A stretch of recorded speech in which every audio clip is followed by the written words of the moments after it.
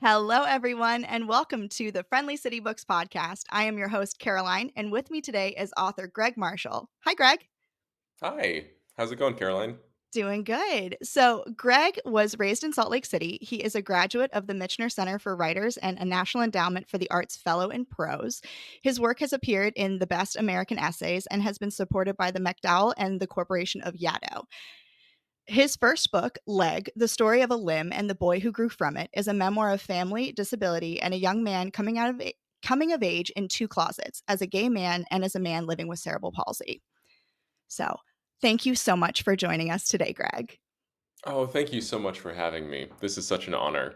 Yeah, so last we met was at the Mississippi Book Festival in the scorching August heat of Jackson. And it was just so cool to meet you. And thank you for coming by the tent and for coming all the way to Jackson and supporting the book festival. Oh, it was so wonderful, and you made all of us authors feel so loved and supported. So thank you for all the work you're doing. Yeah, it was a heck of a day. I feel like though because I mean, I keep talking about how hot it was, but because you live in Austin, I feel like you're like that's nothing. Like every time I've been to Austin, I've been like this is literally hotter than the sun. It is so oh my god, and so I always say that Austin has the best public relations department because it's been scorching heat until last weekend, which was Austin City Limits, the music festival here, Mhm. and it was cool and so pleasant, and there was a crispness in the air, and it actually felt like autumn, and I was like, "Okay, Austin," so people will come here for this festival and be like, "This is what it is," and it's like, "No, it is extremely hot here all the time." So yeah, Mississippi was right up my alley. I feel like I walk around Austin just drenched in sweat, basically like Beto O'Rourke style, where I just have even at a book launch event I did at Book People, my like pit stains went clear down my entire shirt, and I didn't even realize it until after the fact. Somebody posted a picture on Twitter, and I was like, "Oh my god, the linen shirt, man, that was just not a good call."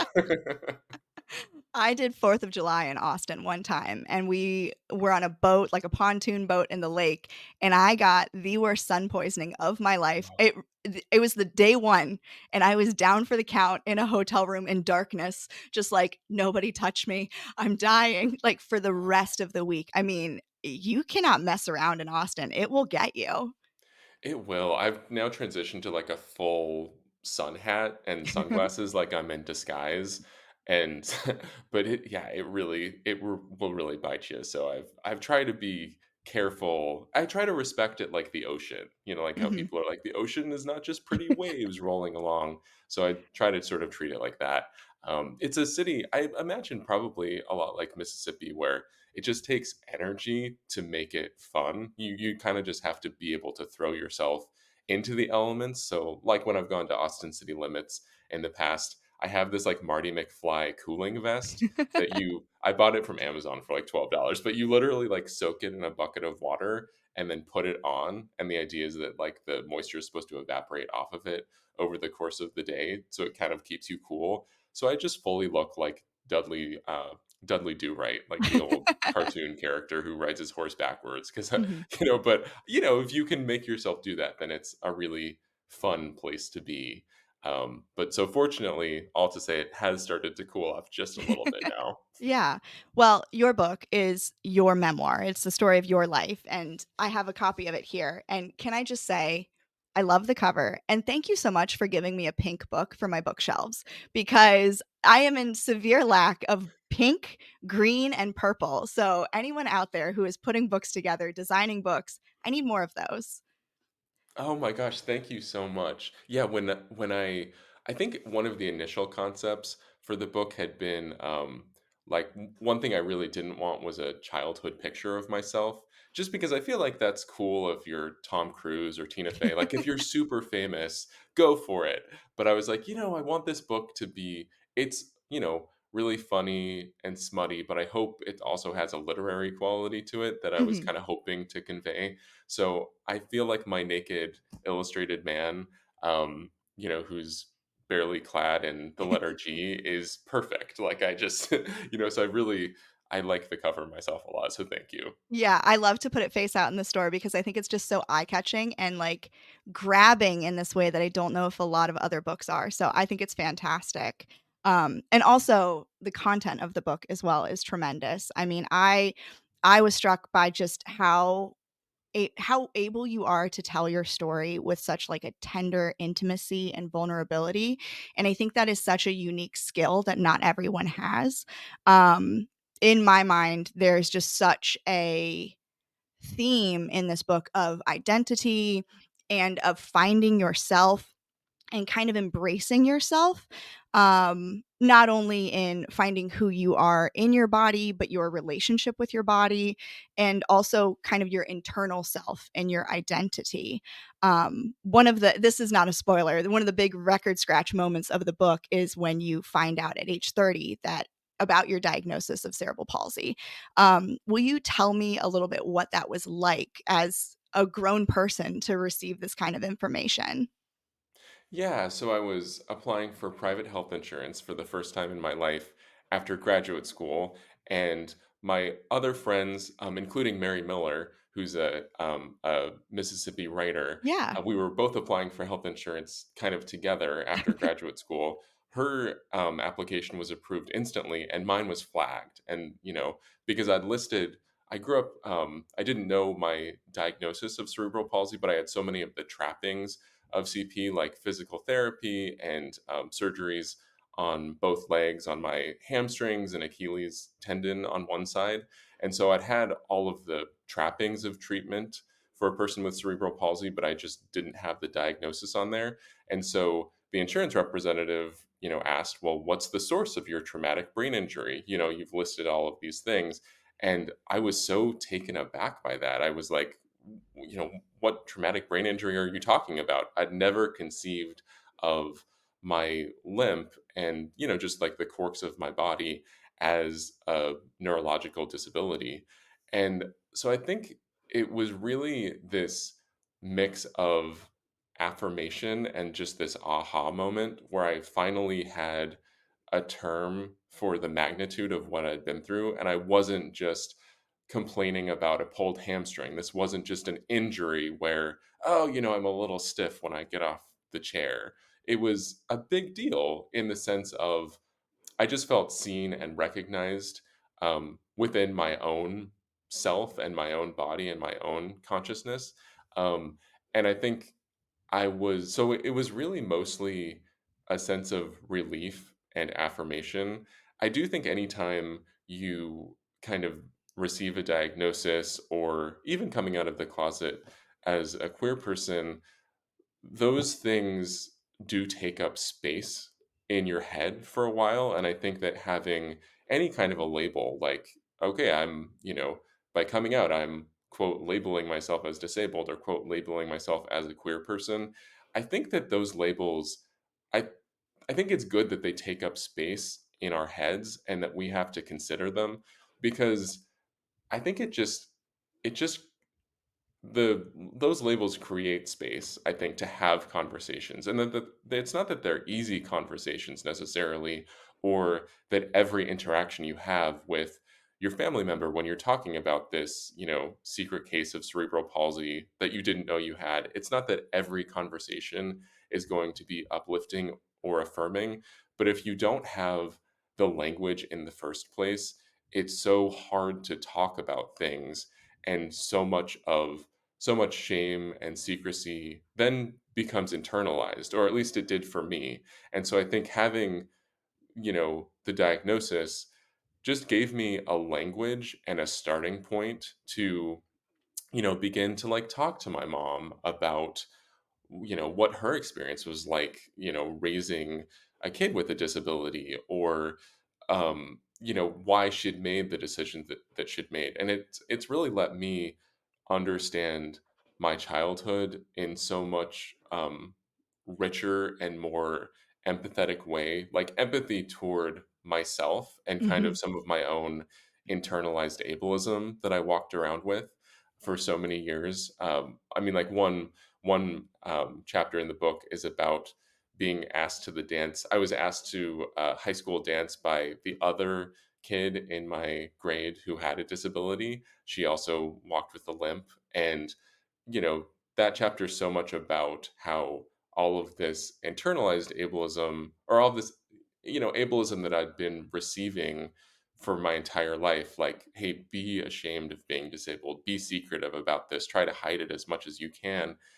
That chapter was sort of about what I did with all of that accumulated externalized ableism, like what it was doing to me as a person, and how it was making me, um, you know, somewhat cruel to someone else who had a disability. So I think that just being able to kind of raise my consciousness a little bit, and I feel like the book has a little bit of a rookie cop structure.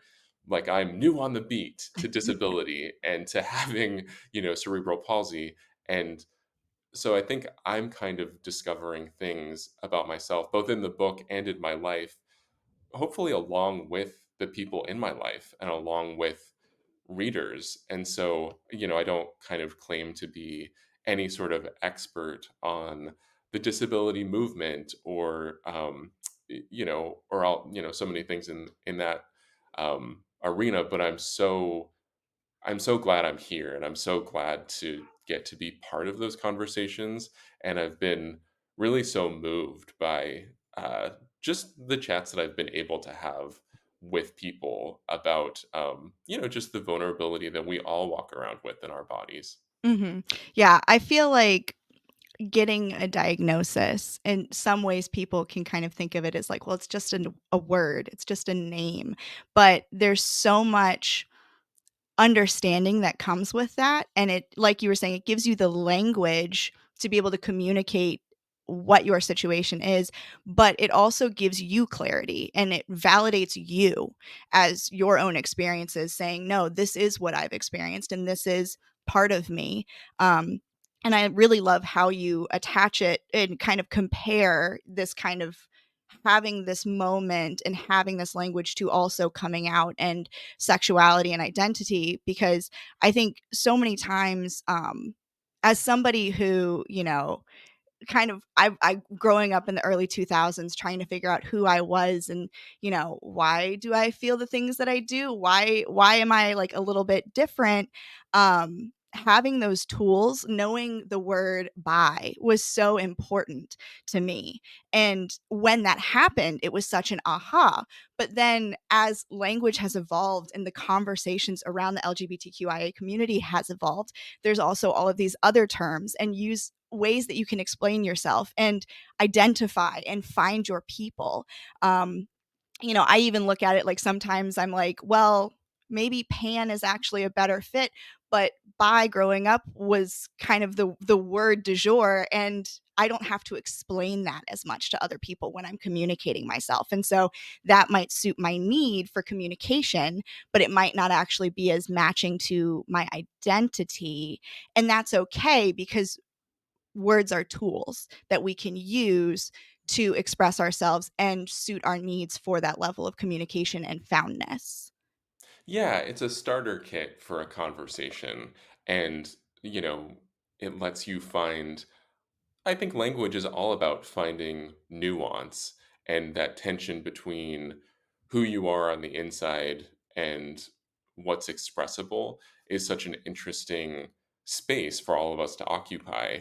And, you know, I would never want any kind of a label of sexuality or disability to be a conversation stopper. I really think that it's the entry point for, you know, not just being more open, but like you said, really finding your people. And, I'm part of a pretty vibrant queer community here in Austin. And I don't know if any two people in that group identify in exactly the same way Mhm. necessarily, or like who, I think so many of those analogies that were with us at the beginning of queer liberation still seem relevant today, like thinking about a rainbow, and it's just this broad coalition of, different shades and different colors and different modes of being.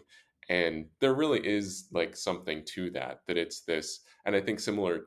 the disability community is somewhat similar in that it's a really broad, it's a big tent, and I think we want it to be like as big as possible and to Mhm. have as many people under there as possible, or as many people as want to be under there, and that can be really beautiful. And that I think I thought a lot about in writing this book. Language will inevitably change.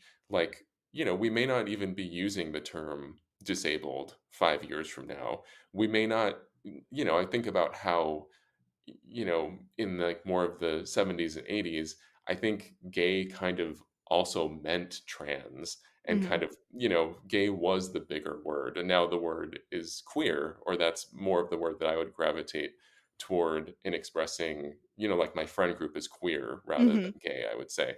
But I think that just letting language be what it is and imperfect, but also, I don't know, I just really loved what you said about the difference between bi and pan, and letting that be a point of connection and a point of intimacy, rather than, you know, why why should any of us have to check just one box? It's Right. like, give us some room under there to like write an essay about all that's happening, because it depends on the day sometimes with, Mhm. with anything.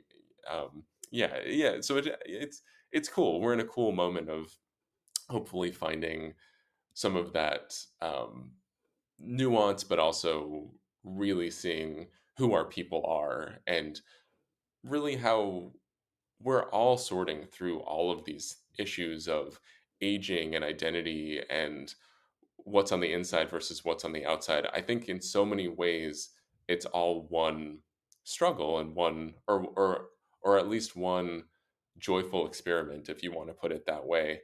Um, and it's not that it's not hard, or that that the answers come easily, but it's so cool that we have spaces, like books and bookstores, to have these conversations. Yeah. Yeah. Um, so embarrassingly, I think what the place that I have learned the most about Salt Lake City is the Real Housewives of Salt Lake City. And I know this is a mortifying statement, especially as a bookseller. I feel like it's just such a sin to admit that I am an avid reality television watcher. Um, but what I have really learned from that show is the culture of Salt Lake City, the kind of pervasive cultural norms and social kind of expectations that Mormonism has on the community itself. And in many ways, when I was reading about your story in your book, I felt a lot of parallels between you growing up in Salt Lake City and my own experience growing up in the South, and kind of that struggle to be a little bit different in a space that doesn't really accommodate or welcome difference. Um, I know for me growing up, I really lacked like examples of adults who were living outside of the norms so that I could look at somebody, whether they were in the grocery store or a Starbucks, and just say, oh, it's okay to, an adult can be that way. You know what I mean? Like trying to process what I was feeling, what I was trying to understand about myself. I it's that idea that like you're not alone and adults end up this way and it's okay to be this way. Um, and I think not seeing those examples and also growing up in a space where religion has such a kind of conservative hold on on culture, um, there's this, you kind of get this intense need to hide or be ashamed of what makes you different or who you truly are. And in many ways, I almost think looking at my own life that really kind of manifests itself into a bit of like an arrested development. You know, I look at so many young queer people now and am like, God, if I was that bold as a teenager, who could I be today? You know, if I knew myself at that age or wasn't afraid to be who I thought I was or open to explore that, like who could I have been? And so Mhm. I wondered if, you know, if how you think that the space that you grew up in impacted your identity and process. Um, and also if, you know, if you have any thoughts on, what to say to young queer or disabled youth in Mississippi growing up right now, trying to kind of figure out who they are, if you have any advice for them. Oh my gosh. I I really think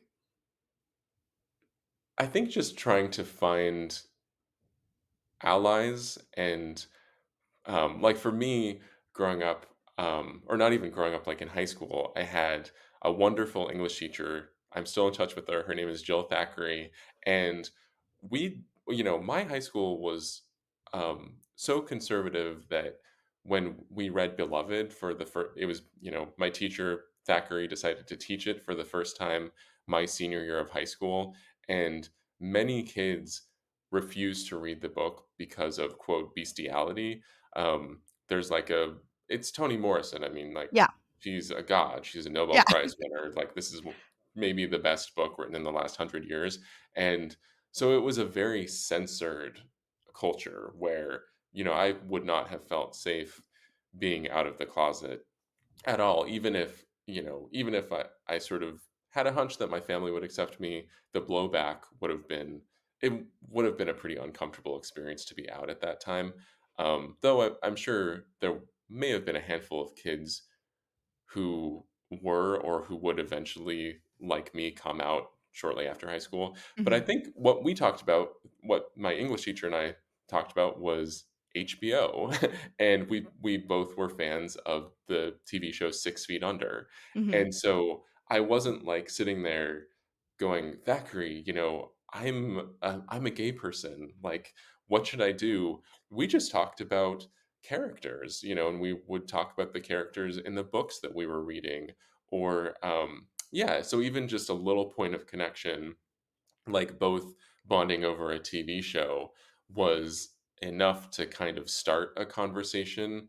Um, I think, so often in my youth, that kind of topic sentence was erased, whether the topic sentence was like, I walk with a limp because of cerebral palsy, or, I'm into this like TV show 6 Feet Under because I'm a gay man. Right.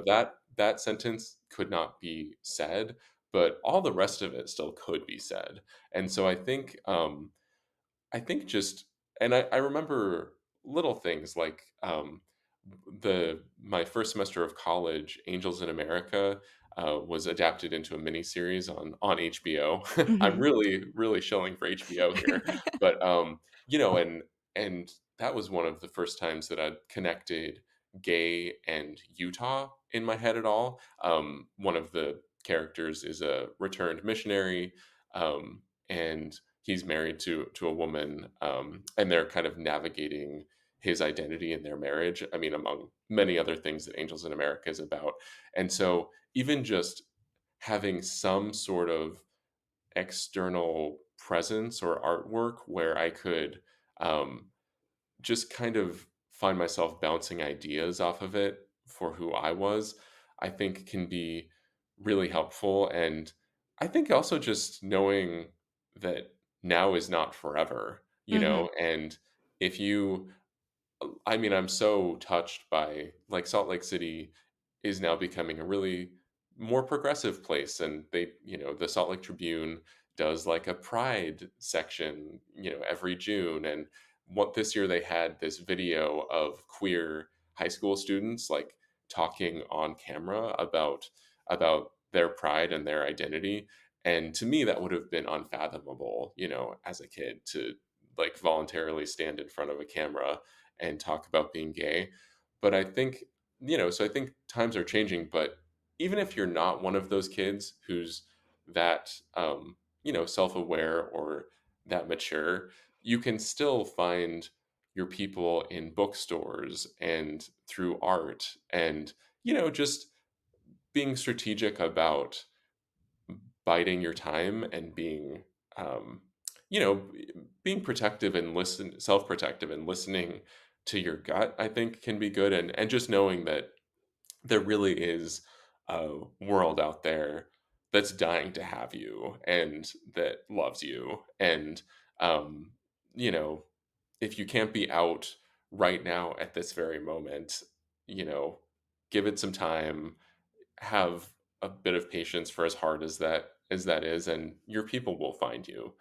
I don't know, do you agree with that? Do you Yeah. think that's yeah. Yeah, absolutely. I mean, I think that, I don't think I think I knew who I was probably at least 15 years before I ever said it to anybody else, because it was just, it's a certain level of, in especially growing up in the South, like, how will this change things? Like, I don't you don't truly know until you say it sometimes, and, sometimes people can surprise you for good, and sometimes they can disappoint you, and, I think I had to get to a point in my life where I just had the, ability to stand on my own 2 feet and support myself, and knew I could take care of me no matter what, and that was the moment that I was like, "You guys can take it or leave it," because, you know? Yeah, and I think that in a way, those, grappling with your identity in that way really can make you a strong person. And, I mean, I guess it's cliche to sort of be like, it's all a gift.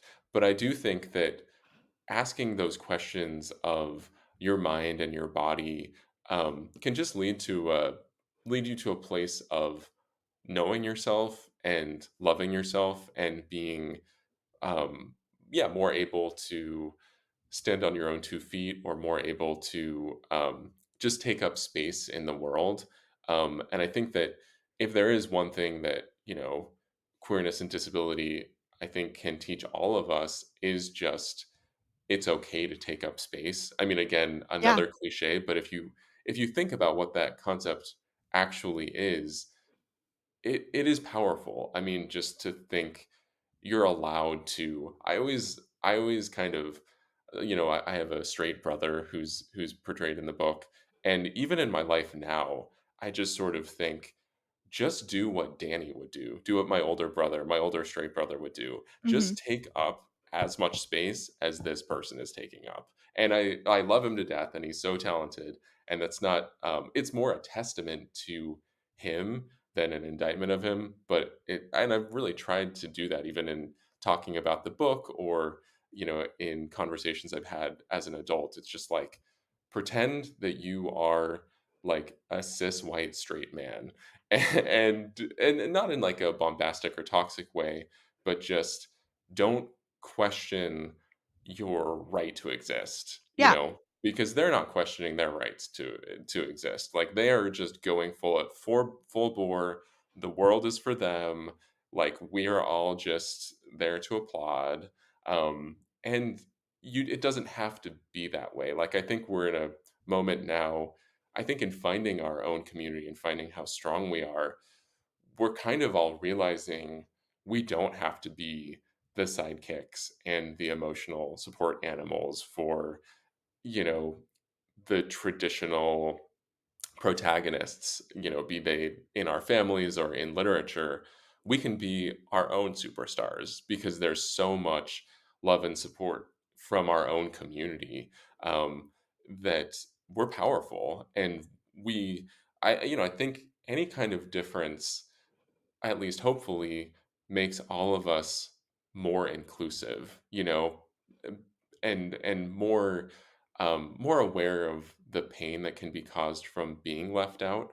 And so, it's I think there's just such power to that, to building alliances, in our world, regardless of and it's not like everybody doesn't have to be out in I mean I think my journey with the book has been one of being very out, yeah, out as disabled, out as a gay person. And if that's not your jam and you don't want to be that out, we still want you and we still need you and we still need your contributions. And so come as you are, just however you are, is kind of my sorry, I've been listening to a bunch of Glennon Doyle podcasts, so I feel like I'm like totally channeling this. Like, I swear this is not like a self help book at all, but it is. I don't know. It's powerful to think about. yeah, no, I completely agree. I mean, I think, knowing that you have every right to exist just like everyone else, and knowing that you are worthy of love and space, and also just being kind to yourself is like the number one thing I think, because there are, even sometimes even within the community, there are so many kind of, gatekeeping kind of conversations about like, are like, even if you aren't out, you're still valid. Like, even if, like, you aren't portraying a specific type of queerness, you're still valid. Like, I mean, obviously, like in the pan community, we talk a lot about straight passing relationships and how that can be really invalidating sometimes because we are very quickly dismissed from the community. And there is obviously so much privilege that comes with that. And there's so much of a conversation to be had around that. But queerness looks different in every single person. And that doesn't mean that you aren't part of this community and you aren't special and you aren't uh, essential and have the right to exist. Um, Oh, yeah, it's so true. And I mean, if you really think about what queerness is, it's a collection of subcultures. It's a bunch of weird mushrooms growing on the side of the freeway. And some of those mushrooms are leather daddies, and some of them are femme, and some of them are butch, and some of them are, I mean, it's like, yeah, it's just, it doesn't, I don't know. Yeah, I think sometimes yeah, I love kind of a conception of queerness that isn't so.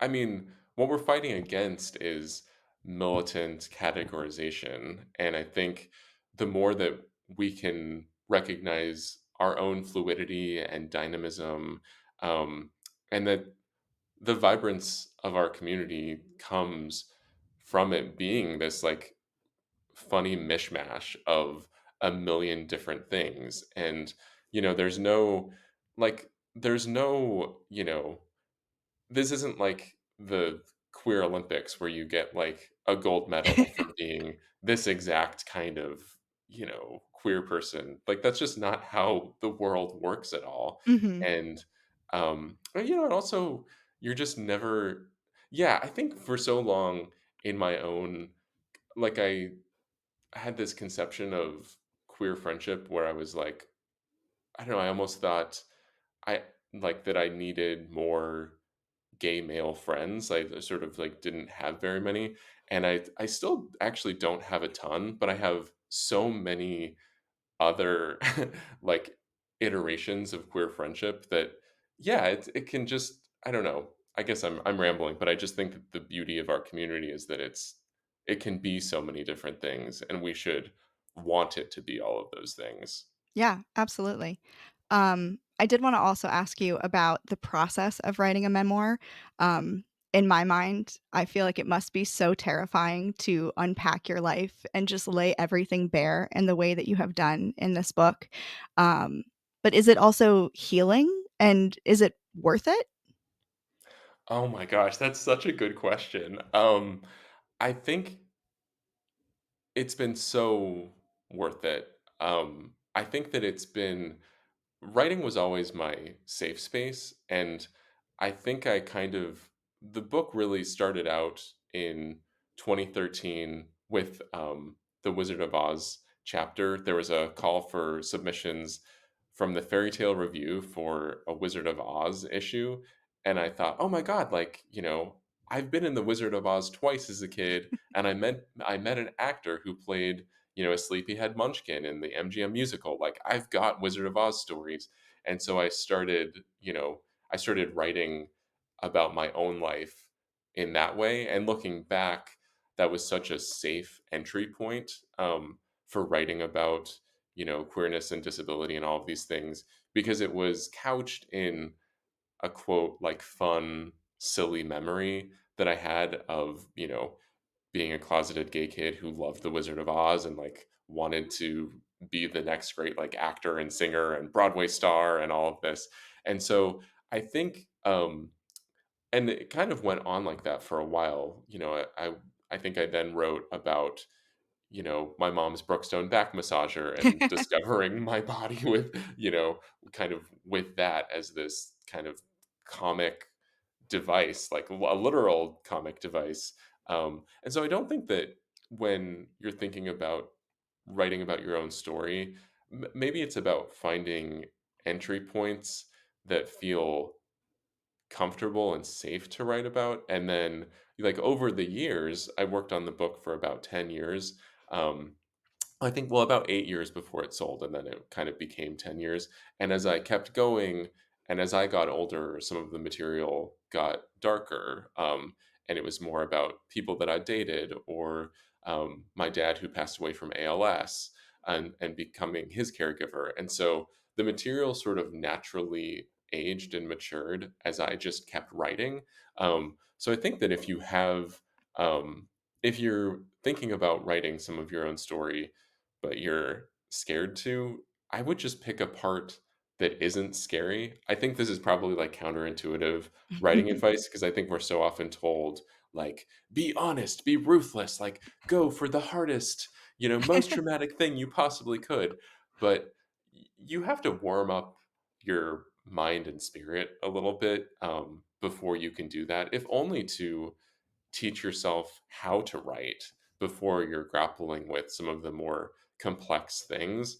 Um, and so I'm I'm so happy that, I mean, this is so strange to say, but I'm so happy that publishing the book was a struggle and did take me years and years because I think um, it lent the book a richness that I think it wouldn't have had otherwise. I think I was so familiar with kind of a David Sedaris kind of comedic gay take on things, which I love David Sedaris, and I love essay collections like that. Mhm. R. Eric Thomas and David Rakoff and Samantha Irby and so many great comedic writers out there.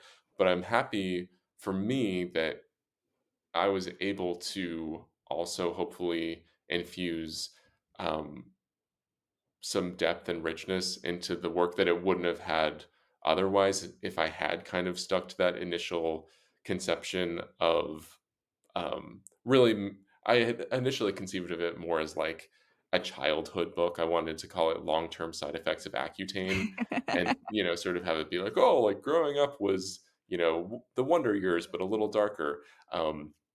So I think, but it is a process and it is uh, navigating, you're essentially navigating every single relationship in your life when you write about anything.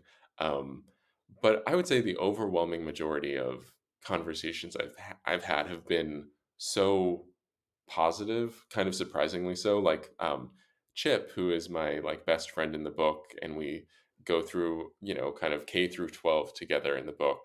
And I poke some fun at him. He had like terrible BO, and that I point out in the book, and things like that. That it would be reasonable for a 38-year-old man with a couple kids and a wonderful wife to sort of not want any of that in a book.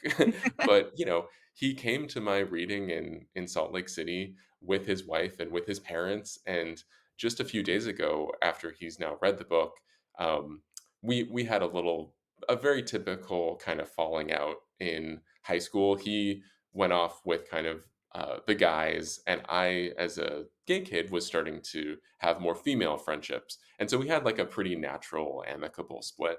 But he called me and was like, I just wanted to say that you've always been such a good friend to me, and I'm really sorry that we had that kind of falling out in high school. Like you know, that was kind of silly on my part to let that happen. So it was like this moment that was really beautiful that would never have happened without the book, because when would he have ever been exploring my like inner thoughts of what our like junior high or high school relationship was like. So I Right. think that you know, and I think it was maybe Elizabeth Gilbert in her really great writing book Big Magic has the advice that people's reactions belong to them and they're not yours. So it's not that every reaction has been like incredibly positive or anything like that, but I do think there's a part of it that's like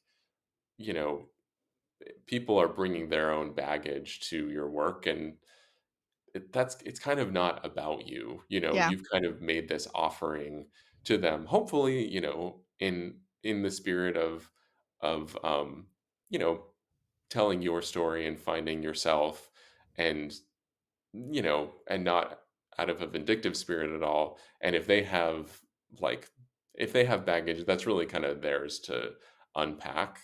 So that's kind of been, I think that's kind of been my philosophy with it. Yeah, absolutely. And one of the things that I was so struck by in this book was your family's real like commitment to finding joy and humor in sadness and in struggle. And you obviously use humor so much in this book, but not as a deflection, but as like this tool to get deeper. Um, and it feels so essential not only to the book but to you. I mean, just talking to you is so easy and effortless because of this like generous humor that you have. Um, and so I was just wondering if in the process of writing Leg, was that humor something that came naturally when you were writing, or was it something that you made a conscious effort to incorporate as a tool? Hmm. I think it came fairly naturally. I think that the humor of the book is um, a little bit of a French farce, full of kind of like bodily misunderstanding and absurdity. I mean, the whole premise of the book is that, I was walking around with a disability that everybody else probably had a stronger conception of than I did. And so, what does that kind of dramatic irony look like? I think that's just sort of an inherently comedic premise. But I also think so much of the book, or the humor of the book, comes from just stating things matter of factly and bluntly. And I kind of put it in the way of pushing past the cringe.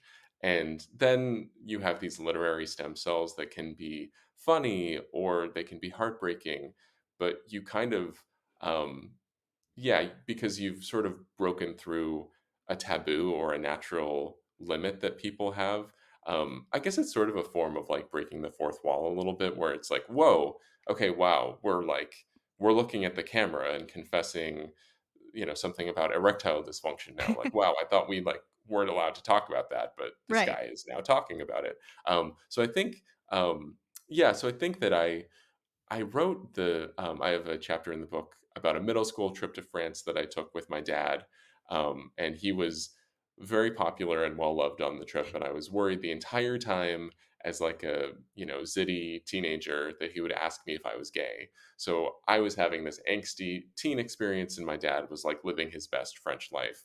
And when I wrote that chapter, even like, back at the time when I wrote it, I knew that that was the voice that I wanted for the whole rest of the book. Like, I just felt like um, I just sort of achieved this alchemy with that chapter, where it just sounded like I wanted the book to sound, and it had this kind of like hearty, wry, comedic tone to it. And so then I think it was more just about applying that tone to other material in the book. And so I think that's sort of where the the comedy came from. I mean, I think like a lot of, quote, funny people, I'm actually just like really sensitive, and like there are like dark thoughts tumbling through my head at any given moment.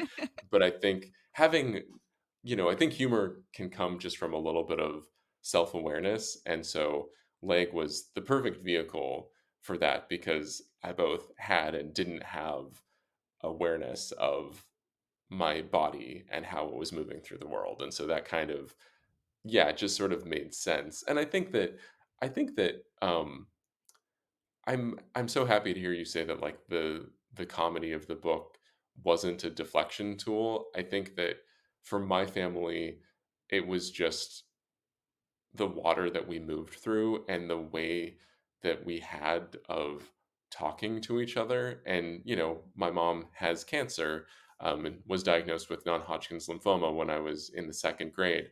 And so, I think she went through all of the normal emotions of fear and sadness and despair that come with a cancer diagnosis at times, but that over the years, she had developed a way of talking about it that made her the hero of her story Mhm. and sometimes the comedic heroine of her story.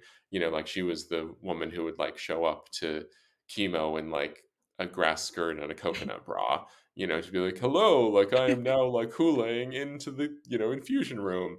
And her nurses just always got like such a kick out of it. Mhm. I think because my mom had a chronic long-term illness, it she wasn't like that the first time that she sat down to get chemo. Like she was a quote normal, terrified cancer patient, But I Mhm. think over time, she developed a little bit of a shtick, and I think I saw that and thought, wow, that's kind of actually a good model for confronting illness or queerness or disability. So yeah, it was sort of, but a lot of it is just how my brain works and how like my family kind of interacts with each other. I think that off the page, I think like my husband is always struck by, wow, you guys are like pretty dark and say kind of mean things to each other a lot, which is true, and we've tried to get better at that. But so much of it comes from I think, like, when you're a young mom and you think you're gonna die, I think some of the propriety kind of goes out the window, and, I think that seeing my mom, she kind of walked in both worlds, like, she was both sort of a Real Housewife of Salt Lake, like, she could pass as, like, a good Mormon mom in some ways as the mother of 5 kids, but also had this, like, really dark side and this really funny side and this like side where like the carpool door would close and like what she actually thought would start like spewing out of her mouth.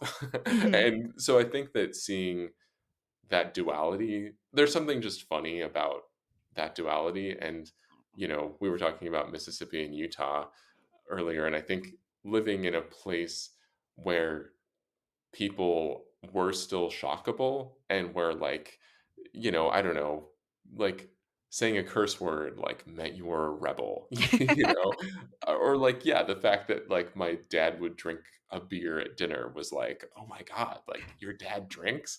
And so we lived in a world where everyone was so easy to shock, but they Mhm. were ultimately pretty like good-natured about it, or at least to my face they were. Mhm. So it was an interesting kind of comedy training ground in that way. Yeah. I mean, I also think that the ability to share dark humor as a family is a testament to your bond and the safety that you have with each other to be so open and honest and true about what is going on inside of you. And to find that kind of levity requires a level of vulnerability that I think not everybody has.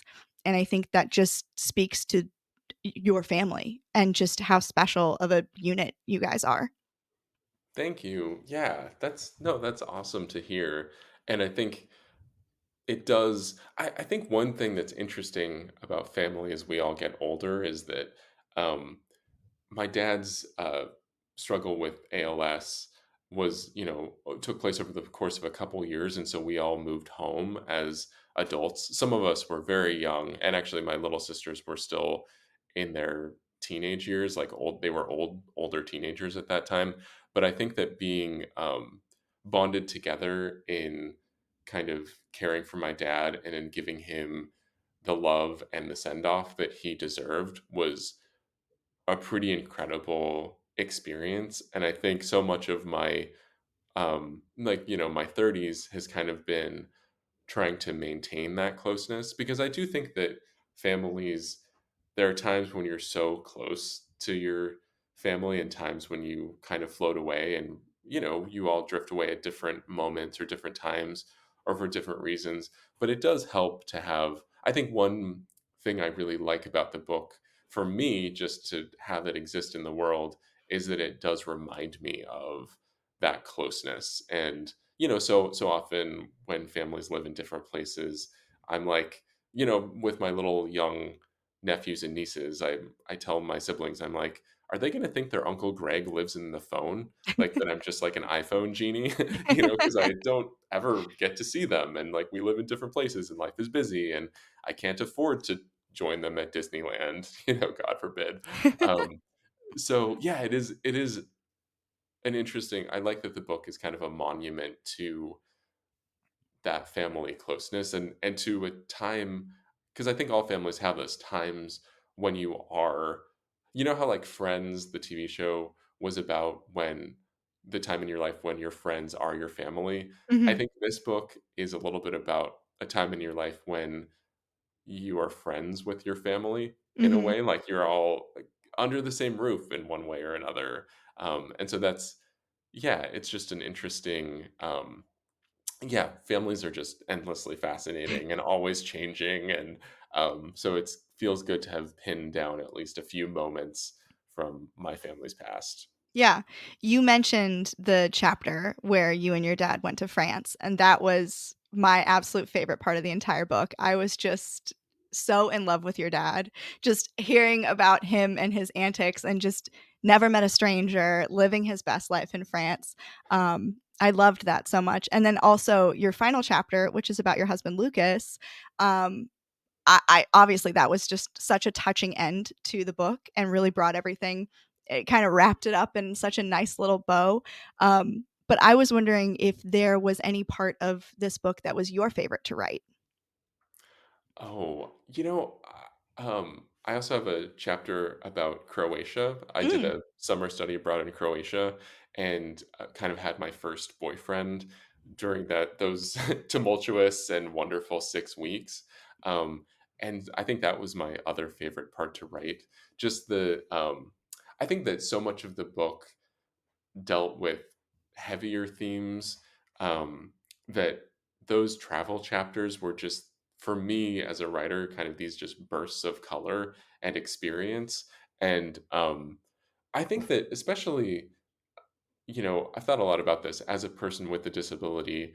I think I sheltered myself and was probably over sheltered in so many different ways. And the times that I've gotten to travel have been these moments when I've been out in the world. It's like a dog with his head out the window a little mhm. bit is like how I felt about them. I'm not like a good traveler and I like complain a lot and like, the plane makes me sore and cranky and all of those things that you would expect. Like I'm not like having a transcendent experience at every moment, but I think that just any moment that we can remember that there's a big world out there and travel I think for people who are thinking about writing some of their own stories.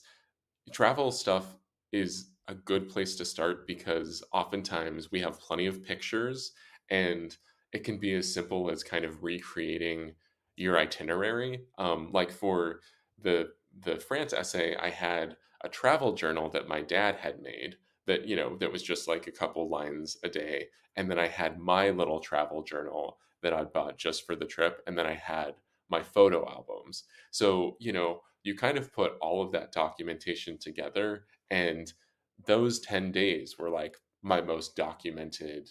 the most documented time in my life, up to that point. Like, I don't think that a single birthday, like, I don't have a single picture of like a birthday party that I threw or anything like that. Mhm. So I think that using any kind of like a travel itinerary or like for the Croatia essay, I reached out to the woman who planned the trip named Rita. She's like a wonderful lady, and I asked her for the itinerary for the trip that had at that point happened like 10 or 15 years ago, but she had it, and so I was able to kind of go, okay, we went here this day and there that day, and it gave me just a structure to work with, and then of course like grafted my own memories onto that, and so I think yeah, so I think that that can just be like a good writing strategy.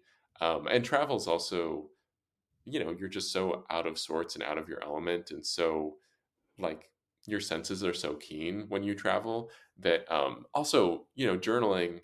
I love journaling, but it can be so hard for me to maintain it day after day. But Mhm. like when you're a 15-year-old in Paris for the first time, it's not that hard to journal. You're pretty excited to like talk about everything. Mhm. So Yeah, so yeah, those would be my favorite parts to write. Yeah, and also, I'm a huge audiobook listener, so I have to ask you about the production of your audiobook. You narrated it. What was it like to A, give voice to your story, but also just the literal process of creating an audiobook? Oh my gosh. Well, I am also just an audiobook super fan. Like I was as excited to get to have an audiobook as like a book. I mean, which is well, yeah, or just about as excited. So the process was really interesting. The audio expert technician was this guy named Joel who lives in Austin, and his studio is in his house. And so, kind of drove up to his house, not knowing quite what to expect, and he was reading the book for the first time as I was reading it aloud. Mhm. So it was a really interesting thing. So I was a little nervous at first because the book really goes there in some different ways, and so I'm kind of in this in his home studio in his house going like, oh my god, I hope this like goes okay. And in the introduction I have a reference to the masturbating bear, which was a Conan O'Brien character. It was a person in a bear mascot outfit that had, they were probably like balloons in a pillowcase, kind of dangling under this bear. And so that, anyway, that was the masturbating bear. And so, Joel just stops me mid sentence and comes in over my headphones and is like, I love the masturbating bear. And so that was kind of the moment where I was like, oh, I think Joel and I are going to get along and have a lot of fun. And it was, you know, I mean, they have this system where you basically as we all speak, we make mistakes every like third sentence, and so you just kind of like stop and then re-say the sentence. So it was like a fairly grueling 5 day extravaganza of going to his house, and I got so in my head about it that I started looking at the chapters that I would read that day and like finding the pronunciation of them and then like printing them out on a sheet of paper, one for me and one for Joel. And so often now I look back on it and I was like, oh, I was actually wrong about the pronunciation of that. Like I think in the audiobook I say poinsettia instead of poinsettia because like I would say poinsettia, but I'd gotten so in my head that I was like, I think Merriam-Webster says poinsettia. Like this robot on my computer is telling me this is how I say this word. So it was, yeah, really, it was one of those funny things where I think, my friends were like, just pretend like you're speaking to one queer disabled person out there in the world who just desperately needs to hear your story. And so, I kind of go in and I'm like, okay, I'm going to be light of heart and playful and so silly. And then you're kind of in this like studio with these headphones on and you're making mistakes and you're messing up and you're like, oh my God. So it was like a little bit of a mix of, like, hopefully I got, I think I did get to a place where I was like having fun and doing an okay job. But, I think, David Sedaris has, or has spoken of like how audiences are sort of his barometer for like how something is hitting you. But I also think that reading something aloud into a microphone is also a fairly good like gauge of the emotion of something. So there were some of the more emotional chapters. I would just notice that I would like make a lot more mistakes, and Joel would be like, "You need to, you just need we're done for today, like you're Yeah. so it was a super interesting process, and I'm so happy that I got to do it. Yeah, it's such a cool thing. I'm, like, so obsessed with, like, the behind the scenes of audiobooks. Um, so I guess my final question for you, and I know you've mentioned Roald Dahl, but I was wondering if you had anything that you were reading right now or any friends, authors you wanna shout out, or recommend that our listeners read. Okay. Well, so I just finished Wellness by Nathan Hill, which I know Oh, is a yeah. mega book that absolutely does not need my support, but I really did enjoy that so much. But my teacher, Elizabeth McCracken, her new novel is out in paperback now, and it's called The Hero of This Book. And it's just such a I actually reread it just the other day. Her mom has cerebral palsy, the narrator's mom, and it's just sort of about remembering this remarkable woman, and kind of goes into the narrator's childhood, but it's just so dazzlingly written and so true and so wonderful. So if anyone out there is looking for like a Christmas present or a book to read, on a tropical vacation in the winter, that book is just so lovely and will dazzle you at every turn. And then yeah, I've become friends since publishing the book with Ryan O'Connell, who has a Netflix show called Special, and he was on the Queer as Folk reboot, and he's one of the other writers in the world out there who's gay and has cerebral palsy. And he has a novel out called Just by Looking at Him. So if leg and the terrain of kind of disability and humor was very much your jam, that would be one that I would very much recommend. And then just um, like a totally different kind of read for me. Um, Susan Casey used to be the editor in chief of O Magazine, and she's a journalist who explores the ocean. And so she has several books about sea exploration, but her latest is called The Underworld, Ah. um, and it's about the deep sea and Mhm. sort of, so I think it's like anything under 800 feet is the deep sea, and it's just this, it's basically like space exploration but in our ocean. And so it was such a fast paced thrill of a read, and I'm not as big, or I haven't read as much journalistic reported nonfiction as I probably should. I'm more intuitively drawn to like Mary Carr's latest memoir or that Yeah. kind of thing. But just as like a curveball, that was such a fun read. Well, thank you, Greg, for joining me today.